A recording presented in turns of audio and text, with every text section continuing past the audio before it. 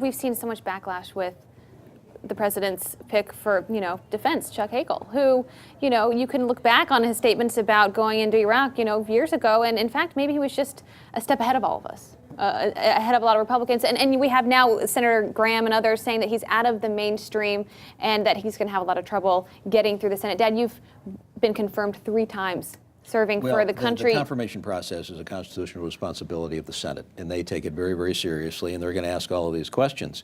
What I would like to see for somebody who's going to be running the Department of Defense, which we spend $700 billion a year on, is someone who can basically look around the bend and see where the challenges are likely to lie and how they'll respond to those challenges.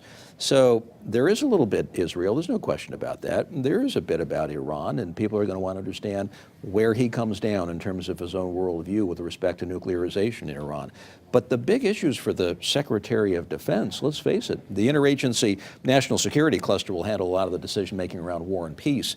But for the Secretary of Defense, it's about procurement practices, it's about contracting, it's about healthcare costs for personnel, it's about drawing down in Afghanistan, all of the issues where I think it's going to require somebody who can actually get beyond just conventional wisdom. These are tough calls. Do you think he'll be sworn in?